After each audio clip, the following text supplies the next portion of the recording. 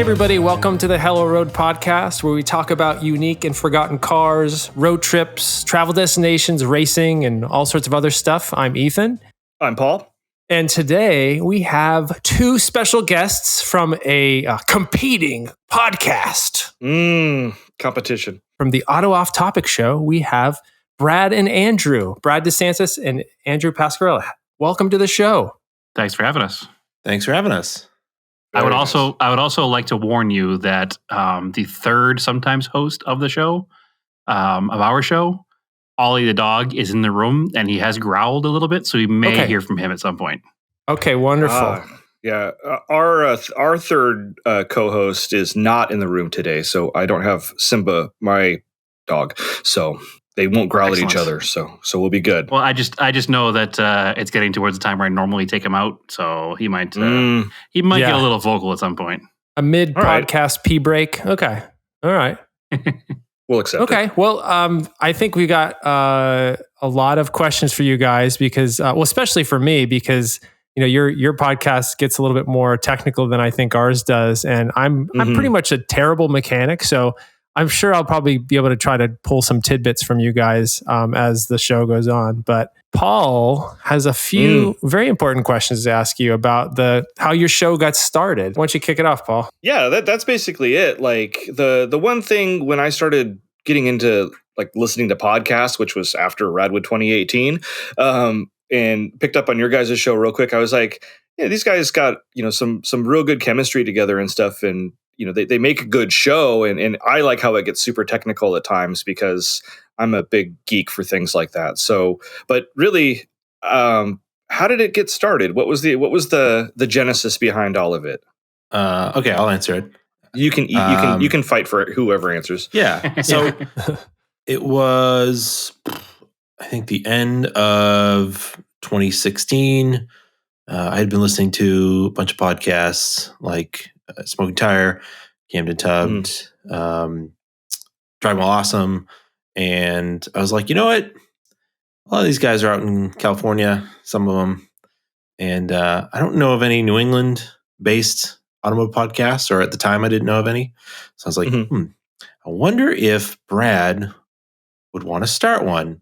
And Brad and I have known each other for it's got to be over 30 years now. Whoa. Okay. I think it's like, 32 or 33 years. Yeah. And basically, the short version of it is that our parents bought houses near each other, and it turned out we were two car families, and the rest is history. We've just been hanging out doing car stuff, and I was like, well, maybe people want to listen to our car opinions. Maybe not, but apparently some people really like to. So yeah, that's kind of how it got started. Well, I think a lot of it happened because some of the podcasts we listened to, not those that we just mentioned, but some others that we were listening to, we would listen to them and get aggravated at the lack of actual car knowledge that was out there on some of these car podcasts. And we're like, man, if these people can do it, we can probably do it. And I'm not saying that we have more knowledge than anybody else or somebody else, but at least we try to get facts right. Mm-hmm. And if we don't know, then we'll make sure we research it and fix it the next week. So it became aggravating to listen to a few podcasts, which actually most of them aren't around anymore, probably for that reason. That there wasn't a lot of factual information out there. All right. I also always wanted to be on the radio. So the whole advent of my secret fantasy was to always be a radio DJ for this alt radio station we had out here in Boston, which is now defunct, WFNX. Like, I always wanted to be a radio DJ, and I thought it was the coolest thing to listen to their radio show, because it was this independent radio station out here, and they were never quite as polished as a Clear Channel station. So that, it felt like a very unique and almost homemade, but still professional. So I always wanted to be part of that. And then this whole podcasting thing came out. So it's kind of cool that you can just make what equates to a radio talk show in your house and have it sound pretty darn good. So it's super fun. Yeah, and have people actually listen to it. Yeah, people that want to listen to it, and probably more listeners than you'd have on a local college station. Sure. Right. So reach all over the country, all over the world. Yeah, no, it it was very almost humbling when people started reaching out and where they were from in different areas of the actual world, not just like our hometown and our friends and family that we made listen to the first couple episodes. It was very, and I'm sure you guys are the same thing. Like, here we are, we used to both live on the opposite side of the country from you guys. And here we are on your show. And, it's the same kind of thing where it was amazing to think that somebody who doesn't A, know me, or B, care about me, or C, even live near me, would even consider listening to our show. And that's always been a driving force keeping us going, just hearing from these people and finding out people actually do enjoy it for some reason. But hey, we'll take it. So for people that haven't listened to your show yet, what do you think is kind of like the main thing that you guys do that nobody else is doing? I mean, obviously you talked about the technical stuff and that sort of thing. What do you feel people should like listen to your show and like walk away with? I'll take this one, Andrew. Right. I think that in the beginning, we had that unique perspective of being from New England, where we had 6 to 8 months out of the year. Well, yeah, and 6 to 8 months out of the year where we didn't do car things that weren't stuff with old beater cars. Our nice cars get put away, they don't get touched, and we have to find a way to entertain ourselves with something that's car related but not going to get ruined in the winter. So we've always tried to do other interesting car topics. We've always talked about model cars and diecast cars and RC cars and slot cars and other stuff that's not something you would normally hear about on some of these other full automotive podcasts, because that's always been a passion of ours, probably because we spend 8 months of the year indoors and had to find something to keep our car hobby alive. So we've always had a more varied interest in that. And then it kind of grew from there. Yeah. I have a quick, just off topic, so I was curious about your logo. I may have asked this before, but is your logo happen to be inspired by the 70s Caldor rainbow logo at all? Do you remember that? I don't know if anybody East Coasters remember, if you're in your maybe mid to late 30s, you might remember that now defunct retail chain called Caldor. Your logo for your show just absolutely reminds me of the old Caldor logo. Was that purposeful, or was that just some weird coincidence that I've got? It was meant to like evoke the 70s, or like it's kind of like the Toyota TRD colors. Yeah, totally. Or apparently it looks a lot like a Flying J logo, like that gas station.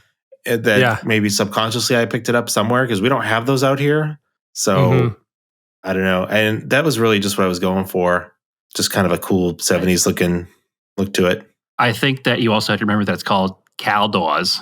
Like Caldor. It's not Caldor. Yeah. Caldor. We're going down to Caldor. That's true. I did grow up on the East Coast. I grew up in Massachusetts, but I grew up in Western Massachusetts, which is sort of the strange dichotomy where somewhere west of Worcester, you don't have that accent anymore. I never quite figured that out. But just so you know, when I was a kid, I had cousins that lived in Beverly and Revere and over up there on the North Shore. And I always thought that they sounded super cool. So it's good to bring that. It's good to have that on our show a little bit. Well, I think it's funny that Andrew and I both grew up on the North Shore, like just about 20 miles or so north of the city. And the accent is very relevant there. Yeah. Yes. Yeah. Salem witch trials. Everybody knows Salem. That's the Salem. Yep. Oh, yep. But neither one of us seem to have a super strong accent. So yeah, I mean, it sometimes maybe comes out if you're getting heated or something. Maybe elevated conversation or beer is what brings it out usually. Exactly. Nice. So, but the other thing with the logo is Andrew and I had talked about it earlier on, and we have a couple alternative logos that we have one other sticker we had made that kind of evokes the Marlboro racing logo. And we had talked about, which we still need to finish designing and whatnot. Every time we make our stickers, we're going to make the traditional Auto Off Topic design sticker. And then we'll do another one inspired by a racing logo. Oh, so cool. We have the TRD style, we have the Marlboro style. Next, we've talked about the Advan livery or the Subaru 555 livery, or incorporating that into our like extra stickers each time. So nice. That's kind of where it goes. Not Caldor, but the street we grew up on was less than a half a mile from a Caldor store. So we do know where that is. You're very familiar with it. Okay. We're very familiar. It's a Target now, but it was a Caldor for a long time. What is the world coming to? Nice. Right. So I think we might want to transition into another topic. Mitsubishi. This is a question, maybe the shortest question that we've come up with, or actually Paul came up with. Why Mitsubishi? I think that's my fault. Fans of Mitsubishi, and there's plenty of fans of that mark, but you guys seem to be very devout fans of that brand. You look at some of the other podcasts, like the DWA guys. There's a big like Porsche, BMW type of thing going on with them, and that's kind of what they're all about. And that's something I love about your guys' show is it's just like there's everything, but there's a lot of Mitsubishi content, which is great, and I love it. So I can take probably most of the blame for that. All right. It was right after I graduated high school in 1999, so that'll tell you how old I am. I, through high school, drove a 1985 Oldsmobile Cutlass Supreme, the big rear-wheel drive 3.8 V6 powered couch. Oh, yeah. G-body? Yeah, it was a G-body. Everybody in high school thought it was fast because I had the rally wheels and I had a console shift and rally gauges. And truth be told, with that 3.8 V6 and a turbo 200 transmission, it couldn't spin a tire in the rain. But being a car guy, I always wanted to have a fast car that was fun to drive, manual transmission, and something that was sportier than an 85 Cutlass. So not too long after graduation, I picked up a 1990 Eagle Talon TSI all-wheel drive turbo. Yep. Fell in love with it despite its problems. And not too long thereafter, picked up another 1990 Eagle Talon TSI all-wheel drive turbo for a fairly inexpensive price. And at the time, Andrew, I think, it was so cheap that my plan was just to fix it and flip it. Yeah. Okay. But Andrew at the time had other ideas in his brain when he saw it arrive in the driveway. Uh-oh. So Andrew, you can probably take it away from here. Yeah, so that got me. I had my first car, which was a 740 Volvo GLE. It was an 86, my grandfather's car. Family has a long history of owning Volvos. And then I got that, and my dad and I fixed it up. So we've talked about it before on our show, but it's the crazy thing. So I got it in 2001. It was only an 11-year-old car, and it was $1,500. Now, I don't think you can get 11-year-old cars anymore for $1,500 unless they're like totally beat to crap. Yeah. Right. Like it just doesn't, a 15-year-old car with 116,000 miles on it is like, what, like a $6,000 to $8,000 car now? Or a 10-year-old car? Yeah. Like cars are just expensive now. So anyway, looking into that, then learning about, we'd always played Gran Turismo, right? So we knew all about Evos and STIs. And then when you realize that the Eagle Talon was like the closest thing we got to an Evo, it's like an Evo coupe. And then I found out about Galant VR4s and then all the rally history and realized how cool rally was. And Mitsubishi is really into it. That kind of cemented it. That also my love of Subarus as well. So just kind of that all-wheel drive turbocharged car was just like really stuck with me. And I've owned basically an all-wheel drive turbo car continuously for the last 20 years. And I'm currently up. Well, I've got 3. I sold 1 and I bought a new one that was all drive turbo. So there we go. That's kind of how it goes. And then it's easy to root for an underdog, right? So Mitsubishi always seemed kind of like, maybe not a world rally in the 90s, but now they always kind of seem like an underdog. So I guess that's where that comes from. And the Talon opened me up to the world of Mitsubishis other than Talons as well, because I come from a vintage car family. My father's big into vintage cars. He's been involved with the local, old car club in Massachusetts for years. He actually runs a concourse in Massachusetts every year. So I've always been kind of tied up in the vintage car world. And Mitsubishi's history doesn't go back very far in the States. Until you start digging into their ties with Dodge. And I had bought a 1987 Chrysler Conquest while I had the Talon. And that kind of put me into a deep dive into older Mitsubishis. Next thing you know, I was researching older Starions. And then I was back into Colts. And here we go today. So it's always been kind of like Andrew said, the underdog. It's always been an inexpensive car to get into. You want a rear-wheel drive old 70s coupe that competed in rally back in the 70s. Your options are, a Ford Escort for an exorbitant amount of money, or a 70s Dodge Colt for absolutely no money, because they actually competed and successfully beat a lot of the Fords and other rear-wheel drive cars in their categories in, what was World Rally in the 70s. So that whole underdog, the whole inexpensive point of entry to what's actually a good car, it just suffers from very poor marketing at its time in the States, was another kind of solidified my love for Mitsubishi going forward. Awesome. Nice. Yeah, you think about Rally and the older stuff, like with the Ford Escorts. I didn't even know that the Colts competed, and it's just odd that there's not the same sort of demand that's for them like there is for we didn't even get those Escorts here, right? But overall in Europe and stuff, they're very desirable cars.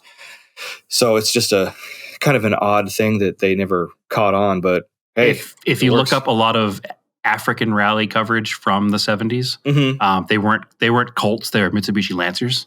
But you'll see a lot of them, a lot of them competing, and a lot of them successfully winning in Australia and Africa and even some of the European stuff. So they were very successful at the time. And like I said, they sold them here as an economy car. They sold them here during the gas crisis to customers who would walk into the Dodge dealer but didn't want to get a 440 Charger with a 2-barrel that made 110 horsepower when they could get this little Dodge Colt that was, a 2-barrel 4-cylinder with 100 horsepower and got 35 miles to the gallon. Sure. So that's where the problem comes from. They're remembered as a cheap also ran versus a successful rally bred competitor. Huh. I guess that. So. Well, it was Dodge's quick way into economy cars, wasn't it? Or Chrysler, rather, as a parent company, because they didn't have anything small that like Ford and GM had. So they needed a quick way into the market, right? And they partnered with Mitsubishi.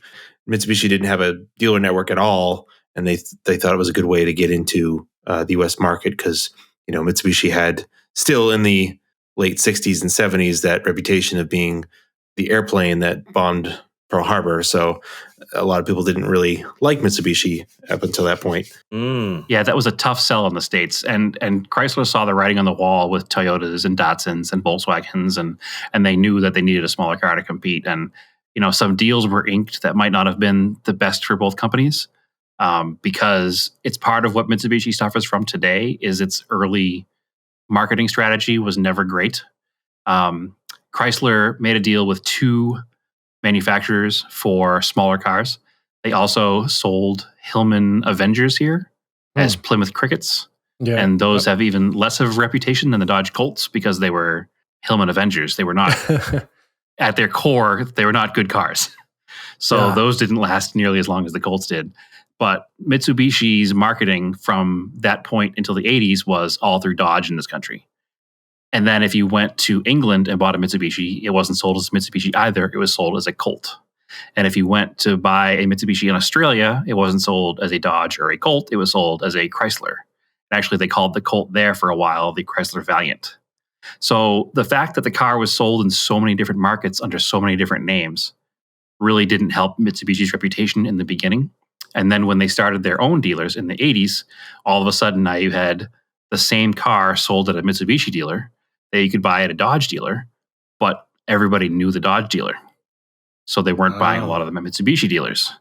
And then they started selling Mitsubishis more so in England, and they kept them as Colts. So you bought a Colt Starion or a Colt Montero or a Colt Tredia. There was no Mitsubishi there either. So there's always been this mismatch of marketing, which has really kind of soured what could have been a much bigger brand at its day. Because people had no problem buying Hondas or Datsuns by the time the 80s had rolled around. Sure. They just didn't know Mitsubishi because the marketing was just, and to this day, honestly, not great.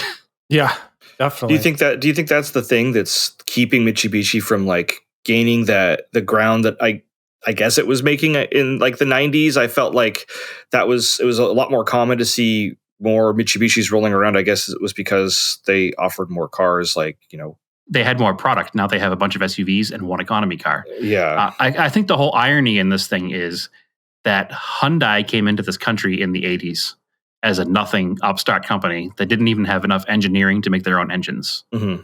So they bought all of their powertrains from Mitsubishi. So Mitsubishi built this reputation in Hyundai, again, not helping themselves at all, but helping Hyundai sell cars, because even though they were cheap, they offered a good warranty and they rotted away, but they ran forever because they had those solid, engines. Good Mitsubishi engines in them at the time. And now Hyundai is a brand that is growing in leaps and bounds every year, to the point that they've just released their own luxury car line. Mm-hmm. And here's Mitsubishi, helped Dodge in the 70s, helped Hyundai in the 80s, did a little bit for themselves in the 90s, but now they're still kind of an also-ran, struggling to find their place here. So it's kind of a sad history of the company in this country, but they've always made a good product. It's just never been a first on somebody's list. Right. Sure. Oh, and it does seem like it. Yeah, it's kind of, what were you going to say, Paul? It's kind of sad. It brings a tear to your eye. brings a tear to my eye. Reminds me of another car company. Maybe we were going to bring it up, but we have an idea what you're talking about. Yeah.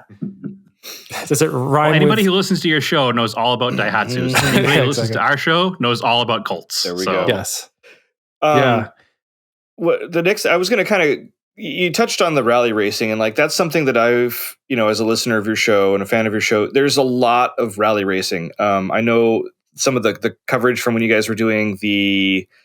I can't say the acronym correctly, but the rally that stops up there kind of by you guys, in Vermont, the New England Forest Rally. Thank you. That I was going to say, I was trying to sound cool and sound like, the NEFR, but NEFR. Yeah. But like, so that kind of got, when somebody gets into cars, at least all the people I know, like their first thing to go to is like usually like maybe drag racing or like road racing, but rally racing is kind of a bit different of an animal. And it just seems like you guys went full head on into this love for rally. And I know a portion of it's probably about Mitsubishi, but what else draws your guys to rally? It's like so different, and it's really hard to spectate. Like you really have to work to spectate. And I remember it was super early on in like the internet, and probably going through like that AOL portal when you log in, and I like Googled rally and like found that there was one at that time. It was the Maine Forest Rally. This was 2002. And I was like, oh, it's coming up. It's this summer. And I said to Brad, let's go up there. Let's go see it. So like that was a whole thing. And like I had just graduated high school and I was old enough. I was 18. So like I could, go by myself basically. And like my parents couldn't really get too mad at me or too worried. But it was like, and then from there, like just kept going. And I know personally, I've been to almost, including NEFR, I've been to probably more than 30 rallies. So, oh wow! The coolest one, one of the coolest ones I went to finally was in one outside the United States. I went to the Azores Rally back in 2018. So that was the ERC, right? It's ERC, so it's like one step below WRC, but they still run like what do I want to call it? Like they're I'm forgetting what the class is, but they're the S2000 cars, pretty much. They're turbocharged. JWRC. No, JWC is different. ERC. They run. I can't remember. I'm blanking on what the group is for the cars, but they're basically the Ken Block Focus that you see. R5, that's what it is. R5 is the category. So you'll have like an R5 Focus, you'll have an R5 Seat, an R5 Renault, whoever's making them. It's the R5 class. So they're all drive turbo 4-cylinder cars that are like hatchbacks with crazy aero and ridiculous suspension. And it was super cool to see them run in Europe, because in Europe, like in the US, all these rallies that you go to, maybe you get couple thousand people, if that. When you go to a rally in Europe, it's 10,000 plus. Like everybody shows up for it. And there's 40 R5 cars versus the entire field at a US rally will be 40 cars. This is one class in Europe is 40 cars. There's over 100 cars in a rally. That's what's so crazy about it. So hopefully I get to see some more races overseas. But so that it kind of just hooked me, and the fact that it takes two people to do it, and it's kind of like it's so much different than road racing where you really only see the corner once, and like the fact that all the cars have to be street legal, and then later on learning and being part of a team. More recently, our friends have Rally Car, so helping them out with that. So being that whole like team aspect of it is really cool too, where you get to help your friends build a car, and then just seeing them finish is super exciting. So I don't know, I just love it, I guess. I think the things that drew me into it, other than going along with what everything Andrew has said, was the first time we went to see one, it was like we had this folklore of what rally was from watching it on Speed Vision and watching it on, it's probably before YouTube was even a thing, but, downloading 15-second clips of it on the internet in its early days, watching, VHS copies of rally tapes, and then going to an event and being there and seeing the cars that were competing. A lot of them were street cars that were attainable to us. Both of us had our Eagle Talons, and the SCCA Pro Rally at the time was loaded with Mitsubishi Eclipses and Eagle Talons. We got to see people would import Evos and run them before they were ever sold here. And we'd see Volkswagen Golfs and Audi 5000s and 4000s and Starions, and all these cars that we were in love with for street car versions were out there competing in rally. And on top of that, all the people that we met. You go to a drag race, you go to a NASCAR race, and I have no disrespect, but those aren't our people. Yep. We're not drag race people. We're not that like. You don't live your life a quarter mile at a time. Right. We're not that like super machismo, need to have the loudest, brashest. I can't tell you what I did to my car because then you'll know what I did and you'll try to beat me. And I hope his car breaks and I'm not going to help him fix it. Like the people involved in rally and the people involved in Rallycross, which we also got heavily involved in because it was even more attainable than rally with our small budgets, were always so nice and always willing to help out. And everybody was always willing to take you under their wing and tell you what they were doing, why they were doing it. Here's how you can do this. Here's what you're doing. And to the point that Andrew made, like we have a friend who went to the rally with us a lot, met his girlfriend now, who also went to a few rallies. And then they were like, you know what? I think we can do this. And they bought a rally car and now they're rally racers. And that's great. That's not something you can't go to a NASCAR race and then a week later be like, hey, Jeff Gordon, I'm going to run with you today. Yeah. So they get into this sport where they bought a $3,000 car. Not that it was $3,000 by the time they were done, but their price of entry originally was $3,000 to get their dream rolling. So they got their dream rolling, and now they get to compete at a level with, the Travis Pastranas and the Ken Blocks with the $250,000 cars in the same event as them. Obviously, they're not going to beat them, but it's neat to be even in the same event with professional drivers. That's I use those two names because they're the big names in rally in America. But I mean, there's a lot of other names, the Seamus Burks that run rally cars, and all of these people that just have all the factory backing or all their construction company backing, and they're in the same event. And it's just neat to rub elbows with celebrities, I guess. I always thought that was one of the coolest things about rally, especially at least in the US, was that just like you said, that you've got these huge teams that are running alongside these little, mom and pop or just, couple people working on a car, that's always pretty neat. I was curious though, what your opinion is on why do you think rally isn't more popular in the US? I'll take that. So the fact, like I said earlier, it's very, very hard to spectate. Like you really have to work to spectate. And you only get to see basically one car goes by at a time. Yeah.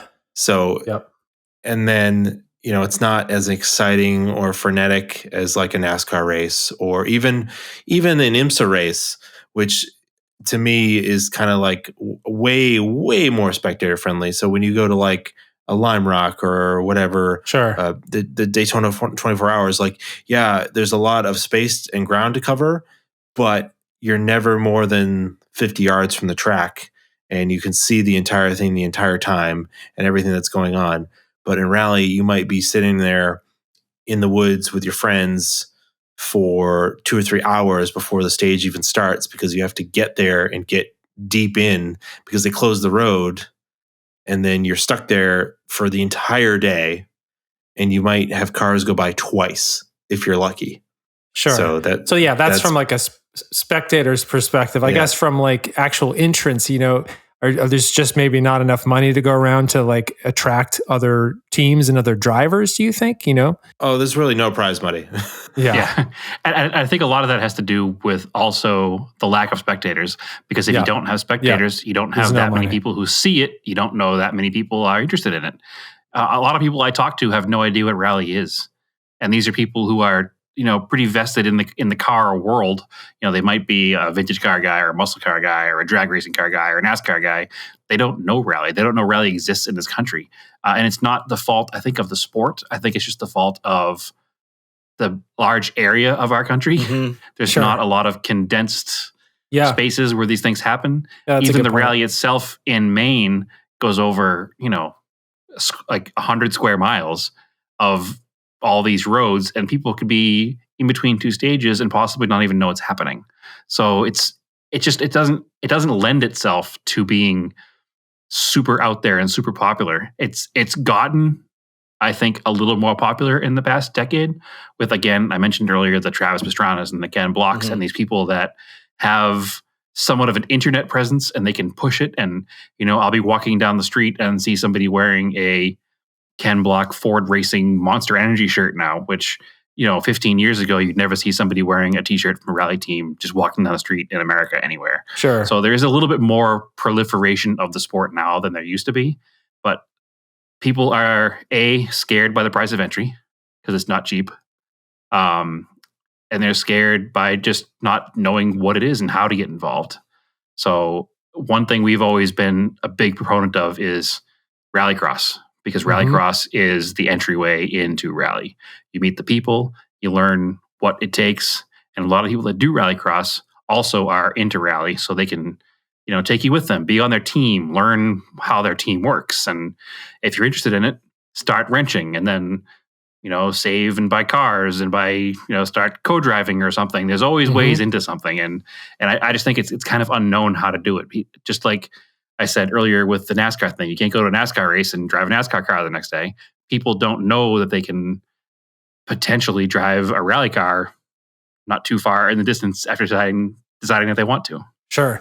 Yeah, and I think that's the thing at least for me, getting into cars. I think maybe back in the 2000s, my wife was TiVoing NASCAR. She used to be into NASCAR for a few years. And I remember after that, it would be like SCCA showroom stock, races that they would show on Speed Vision right after the NASCAR race. And that was the first time that I had been into cars for a very long time. And that was the first time that I realized that, oh, you can kind of be just a regular person and race. I had no idea. So it seems like if there was more TV coverage, like, I don't know, I'm not even really sure, but like you said, I think it is just an awareness thing. A lot of people don't even know that it's going on. Would we consider something like the how do they call it? The Global Rallycross series? Would that be like a way to get yourself in or get people more into rally, or what it is, even though it's kind of, I don't know. I think it's cool, but at the same time, it's a little silly where it's just like the 5 cars line up and then they all take off and they got to split paths and everything like that. I mean, it's got a lot of the rally elements there, but it's not stage rally. But you can actually see it. You can see the whole event. Much more spectatable, if that's a word. If not, I just made it up. Is that a word? No, Global Rallycross in this country had a couple of times they tried to start it, and it has failed both times. I think a lot of that is due to the similarity to like stadium truck racing. Yeah, which people who are into stadium truck racing would be into Global Rallycross, But I just think that they never did enough promotion or cross promotion or any of that stuff between the two of them. So, and again, anytime you saw it on TV coverage, because it wasn't on like NBC, unless it was on the X Games, and then you'd see it on the X Games, and it's just the professional level people on it again, and which what GRC also is. You're talking $250,000, $500,000 race cars. You're not talking something you can get in yourself and drive. Got it. So I think it doesn't help. Yeah, it's not really that. Maybe in the back of their minds, it was supposed to be like a gateway drug to getting into stage rally or getting people interested in the idea. But when I watched it, it was always like, oh, it's cool, but it's like stadium truck racing, basically. It's very popular in England, where they take X rally cars and they race them. But again, it's a European thing. It just, for whatever reason, it's more popular in Europe than it is here. It just doesn't translate well. I don't know why. It's kind of a weird thing.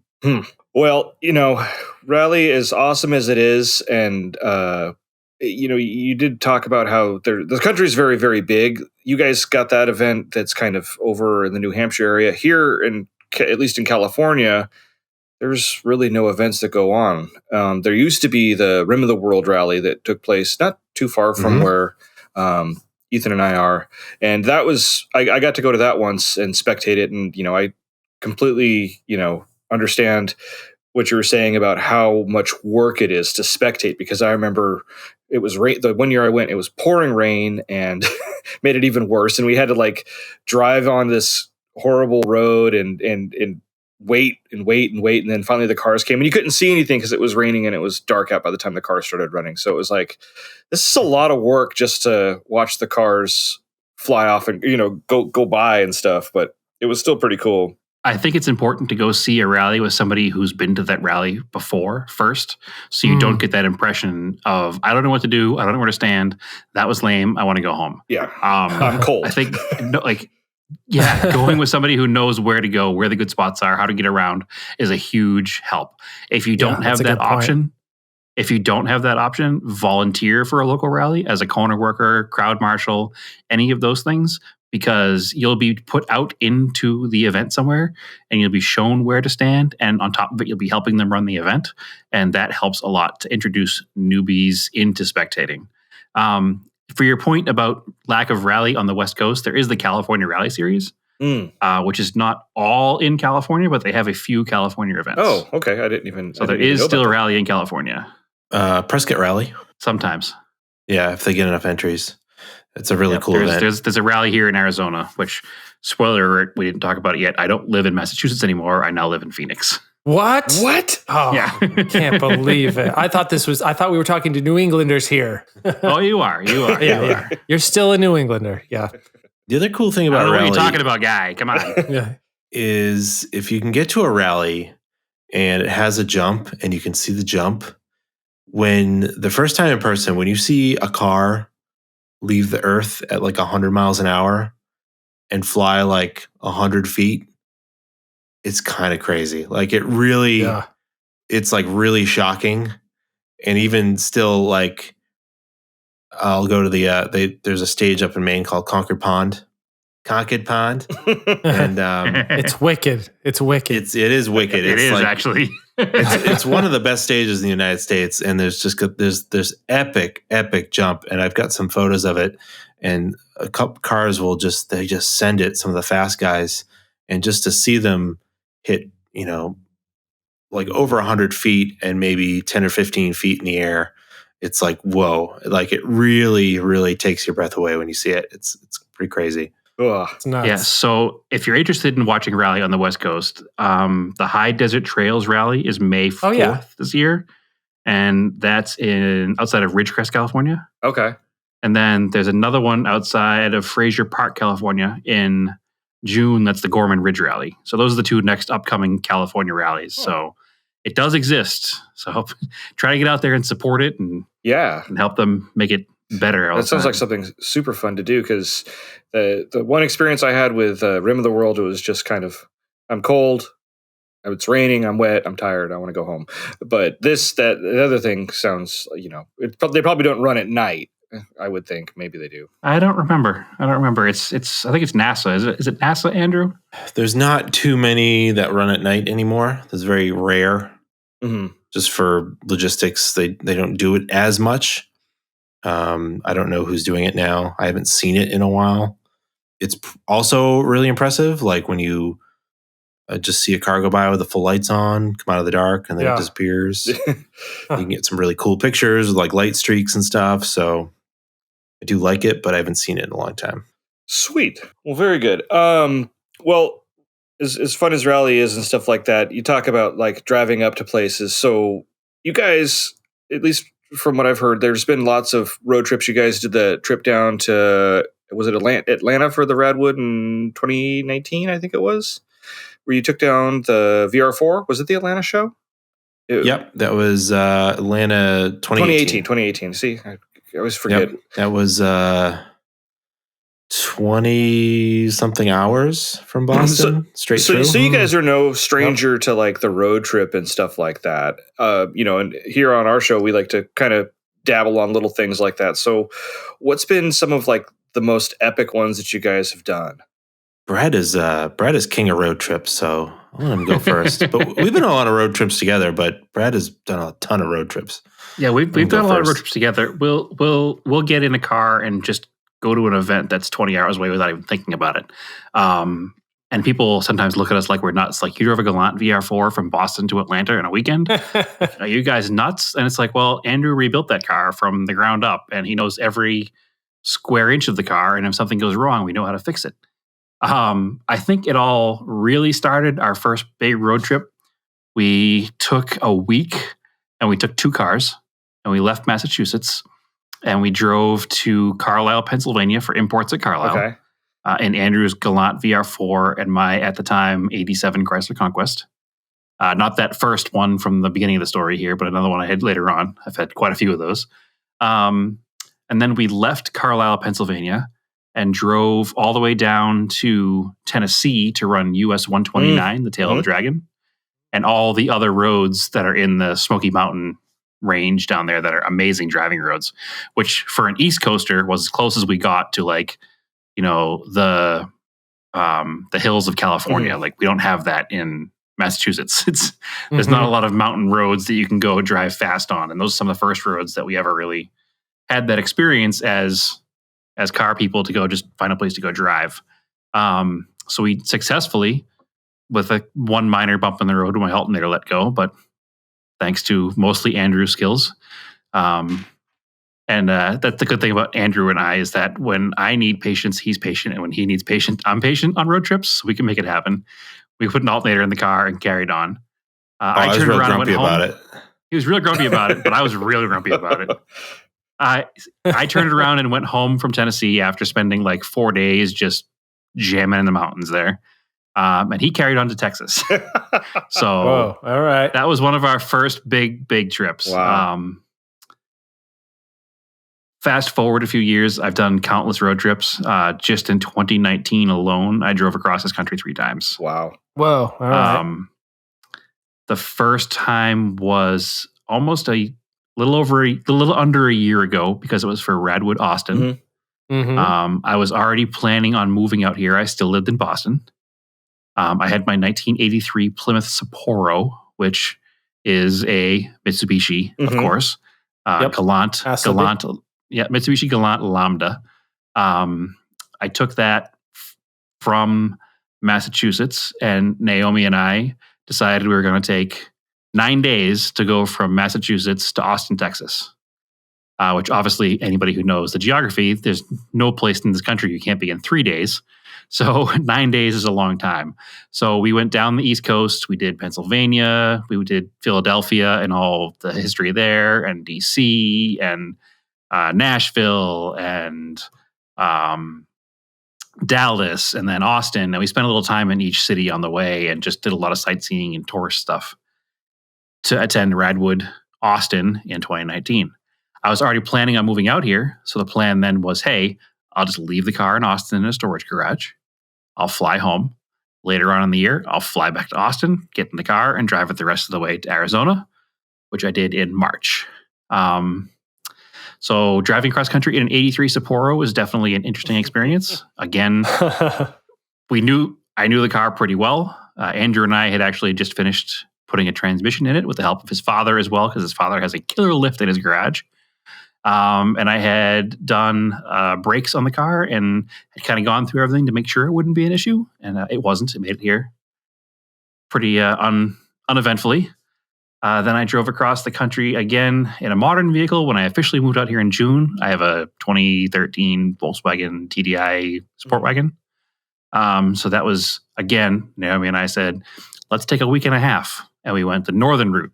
So we went across, we started by going to Niagara Falls and then across through northern Pennsylvania and Ohio and all the way up into the Dakotas and Wyoming and then back down that way through Colorado. So we did like 4,300 miles or so on that road trip. So, and then I was a glutton for punishment. And one more time this year, I said, well, I got to take another car from Massachusetts to Arizona. But why don't I make it even more difficult and I'll buy the car in Alabama first. Okay. Oh. So I flew to Alabama. I picked up a car that I've had my eye on for a few years that belonged to a friend. Well, and when you fly to Alabama and you're going to buy a car, you can't like not buy the car, right? You knew you were going to buy it. Well, I cheated a little. Okay. I do know the seller who was selling the car. Okay, that's good. I had never met him in person, but we have been internet car friends for, I don't know, 5 or 10 years. So it wasn't a scary proposition. I know he's a good wrench. He's also a Colt owner, and he probably has 7 Mitsubishis at any given time. So he's good company. One of us. Yeah, he's one of us. And I had struck a deal with him where I said, hey, I'm going to get in the car and drive it from Alabama to Boston. I need to make sure there's nothing wrong with it. I don't know this car. It's a 25-year-old Mitsubishi Eclipse. I need to make sure that it's going to make it. And he hadn't owned the car for a very long time and hadn't done much with it. So he graciously, for the price of parts, went through the car, did a timing belt, balance belt, did a ball joint and front brakes, and made sure the car was, good to go. I ordered some tires through Tire Rack and had them shipped to the shop down there, and they put tires on it. So everything was pretty kosher by the time I was ready to fly out there and pick the car up. So I flew to Alabama, drove the car home to Boston. The short version of a long story of the car, it's a weird European import. It was built here in Illinois with all the other Eclipses. It was sold new in Germany. So it has a lot of weird German, European exclusive parts on it. Decided that the person who owned it was going to bring it back to the States. He was military. He did. Fast forward 20-something years, the car got hit on the left side. The quarter panel was pretty damaged and the door was trashed. So I bought it wrecked, but drivable. And I drove it from Alabama to Boston, had the bodywork done by a friend, and then I painted it myself. Flew back here to Arizona, stewed on it for a while, flew back to Boston, finished assembling the car the night before Radwood Boston. And then the day after Radwood Boston, I left Boston to drive it back here to Arizona. So, man, yeah, that is so a whirlwind Mitsubishi tour. It is. Thankfully, a friend of yours and mine, Bradley Brunell, who was one of the official Radwood crew, was also driving from Boston to the West Coast.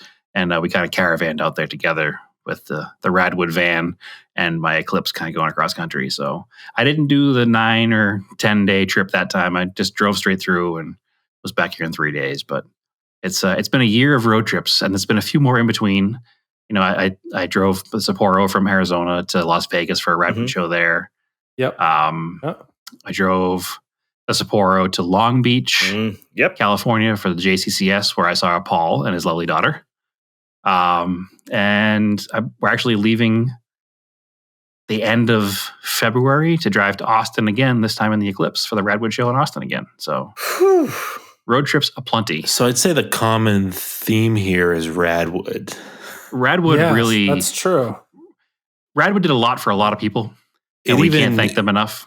Is making this possible right now. Yeah. Right. That's where I was going with that. We wouldn't know Paul and Ethan if it wasn't for Radwood. Agreed.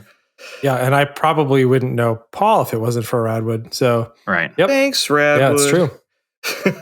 It's amazing what happens when you put a when you put a nerdy event together. How many nerds can become friends? It's awesome. Yes. So you guys are coming up on your 200th episode, if I'm not mistaken, or did you already hit it? Whoa! It'll be this year, I think. If we did the math right, we got about definitely less than 25 episodes. So, yeah, it'll be this year. So any big plans for that? Nothing planned yet. We need. All right, another road trip, perhaps.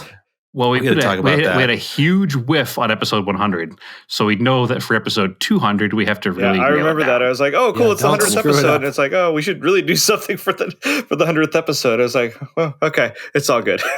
Listen, our fans are used to nothing if not disappointment. Okay, so we're not going to worry about it yet, but we will have something. And yeah, road trip ideas are floating in my brain. We'll see what we can put together.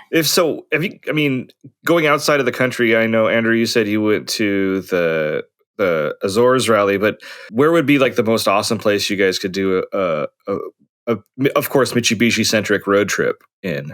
Like, what do you think? Europe, Japan, Africa?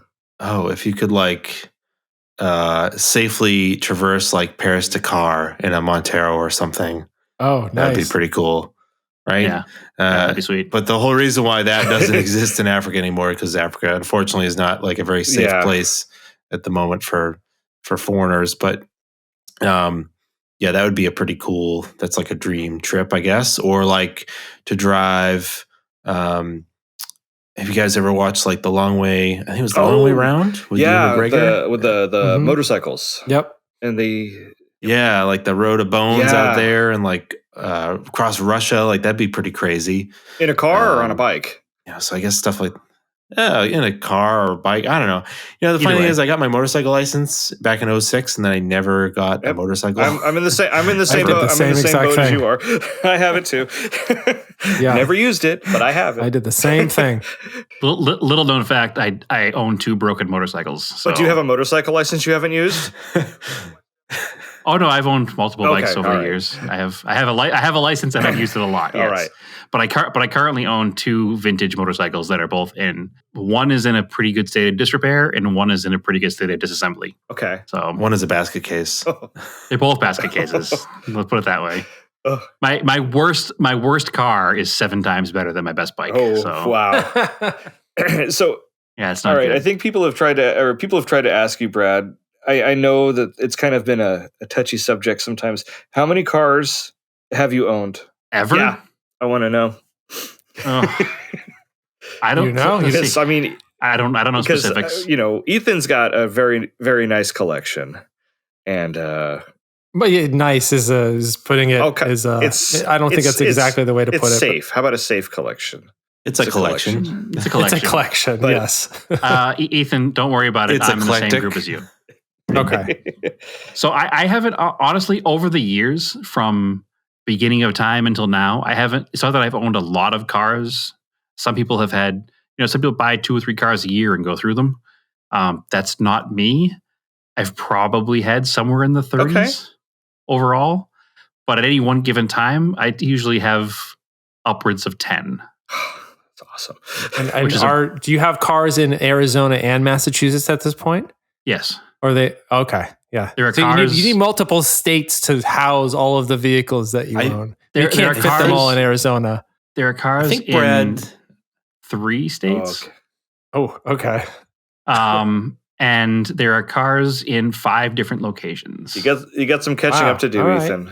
We got just no, don't do it. No, I will agree that owning multiple cars is generally terrible. But it is fun in a weird kind of iconic way. So Andrew has been trying to get me to quell my collecting a bit and focus on what I have. Yeah. I was just thinking, idea. I think you currently own more cars than I've ever owned. Whoa. So, yeah. It's potentially true. Yeah. I haven't owned that many cars, and I keep them for a long time. So I think you still own more than I've ever owned, actually. I have this thing where for some reason people think that they're lost and forlorn need to be sent my way. And cars on top of cars that I've bought, there are quite a few cars that have just been like, take this because take this. Because I don't want this problem anymore. I have a very hard time saying no. And I've had a lot of people who know that, I think, and kind of, I don't know, whatever. Andrew has been trying to turn me around and trying to get me to at least fix the cars that I own. And he's been pretty successful in the past year. Without getting into too much of the weeds, there was a couple of years of my life that I'd rather forget about that were big changes in my life. I'm past that. I have some time. I have some more expendable income than I used to have. The problem is now I'm 3,000 miles away from most of the cars. But in the past year before I left for Arizona, Andrew and I got my Raider up and running. And then we blew it up again. And we got the Sapporo back together. We got so that was the biggest triumph, was getting the Sapporo going. Yeah, it was huge. That was a big, it was a monumentous occasion because I loved the car so much and it was dead for 3.5 years. So I got that going again. We managed to hang a nose in the Starion. We dug my old NSU out of storage and got it started and running. There's a lot of positive that I didn't have for a long time. And we're still going through it. I'll be back in Massachusetts in 2 weeks. And Andrew and I are going to take a day and we're going to hopefully get my 84 Starion running again. And we're trying to pick through them. And in the meantime, I'm buying first gen Eclipses and terrible old pickup trucks and adding more to the collection of junk out here. I need to ship my bug. I think I need to ship my bug to you. Stop me. I think that this is the way it's going to get fixed. No, because it'll just sit next to all the other junk. Yeah. So it's never going to get done. It'll be in good hands. When we're done recording this podcast, I'm actually going with my girlfriend's son to pick up an 86 Corolla. It remains to be seen what's happening. It's a boring Corolla. It's just a sedan, front wheel drive. That's fine. But that's fine. It's a 70,000. It's a 70,000 mile all original mid car with a tan plaid interior. I'm technically he's buying the car, so hopefully we can keep it that way.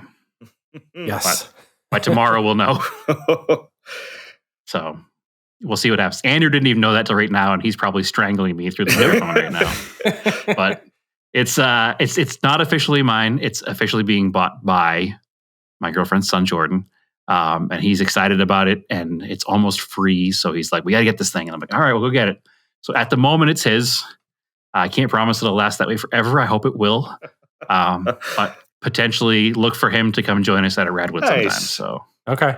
I'm a big fan of the Corollas from the 80s. I have an 88 Nova, which it's obviously very similar to that Corolla. I like that style a lot. I do have to come clean though, because I did actually just buy another car that I haven't told anybody about yet. Oh, good. So I'm not alone. No. So yeah, I just wanted to make you feel a little bit better that Paul doesn't even know about it. And in fact, I bought it when my wife was away at a trade show, and she just pulled up to the driveway and just saw it. She's like, okay. Yeah, this is a thing. No, yeah, it's at this point I've worn her down so much that she's just like, all right, well, no big deal. I'm excited. But it is purple. Perfect. It's purple. It's got pop-ups. You don't need any more. It's a 97, so it's still Radwood era. And, a 97 with pop-ups, it's a Corvette. Nope. Saturn SC. Saturn SC. That's my guess. That is a good guess, but it's not that. It has a V6. It has a V6. No, it's got a V6. Pop-ups. Yep. 97. It is a joint effort between two companies. Yeah. You got it. Oh wow! Is it a GT? It is. Yes. Is it the hold on. Is it the periwinkle purple or like the dark purple? Because they had a really bitchin' periwinkle. I think it's it's kind of faded. It's not in the best shape. It's kind of the darker purple. Yeah. It's okay. That's awesome. Yep, I will say, Paul, that the reason people listen to your podcast is to hear you say things like a really bitching periwinkle. Well, that's the name. I guess we got the title for this show. Really bitchin' periwinkle. That was a good color on the probe. We all remember it, right? The bitchin' periwinkle. We do remember it. Yes. It's so California. It's bitching, man. Yes. Out here, it's a wicked purple, dude. Yeah. It's a real bitchin' periwinkle. Oh, that's awesome. Well, there's there's two more vehicles in the Out West collection here that haven't been spoken much about either. So we'll leave that for the later. Well, another episode, neither of them are in my possession yet, though, so we can't get mad at me yet. All right. So, good times. Yeah. Well, I think leaving it at their bitch and periwinkle is it's a pretty good place to. That's the best ending. That's the best ending we've ever had, I think. So, where can everybody find you on the interwebs? We'll start with me because I spoke up, I guess. You can find me at Paul's Finest Hour on both Instagram and on Twitter, where I just like videos of dogs doing things, but whatever. Yes. That's where you can find me. How about you, Brad? They can find me on Instagram at TSISS350. TSISS350. Yes, TSISS350. It's a great name. To explain where it's from real quickly, it was back in the forum days. I haven't mentioned it much on this podcast or at all, but I have a car that I've owned since I was 8 years old. That my father bought when I was 8 years old for me because he has another version of it. I have a 1968 Camaro SS convertible. And my father has a 67, so he wanted my first car to also be a Camaro like his. And then in the late 80s when he bought it, they weren't worth a ton of money. So it's kind of an heirloom piece of mine that doesn't get talked about much. But that is where the SS comes from. And when I made the screen name, I also drove the Talon TSI. So TSI SS350 has been my name since the beginning of internet forums in my life. So that's that's why it hasn't changed. Yeah. I love name mashups. They're the best. Like I was thinking about it today because I was like thinking about, when you're going to talk about your name and I was like, I wonder how Paul Hatsu rolls off people's tongues. And I was like, nah, that's terrible. Don't even bring it up. Paul? And here I am. Paul Sue? No, it doesn't work. I kind of like that too. That sounds like Die Paul Soon. So that's not good. Yeah, that's not good. Yeah. I bury Paul. Sorry to derail everything. All right. Continue. What about you, Andrew? Where can everybody find you? Find me on Instagram, Race to Anger. Of course, you can follow our podcast on wherever you subscribe to your favorite podcasts. Of course, the best to listen to it on iTunes or Google Play. And our podcast Instagram is Auto Off Topic. And then on Facebook, Auto Off Topic Podcast. That's great. That's great. You actually have an Instagram for your podcast. I haven't done that because it sounds like a lot of work. I mean, if you do anything on Facebook, you just post it to Instagram first and share it to Facebook. It's really it's really kind of seamless now. It's a funny thing. Maybe we'll do that. Brad was talking about TSI, and I realized I own 2 TSIs now. But it's because my Golf All-Track is a TSI. But they're TSI. My Talon is a TSI. It's a Volkswagen. Well, you got to change your username. Yes, that's 2 TSIs. Raced in. That works. Nice. All right. Well, awesome. Well, thank you guys so much for coming on. Yeah. Thanks for joining us. Appreciate it. And maybe we'll have to do this sometime again soon. And we'll probably all be at a Radwood together at some point again. Coming soon. So I don't know if you guys are going to Austin, but I'll be there. So all right, we'll have to do maybe an off-topic version of this. So this was very cool. Thanks for having us on, and we really appreciate it. Totally. Yeah, no problem. All right, awesome. See you later, everybody.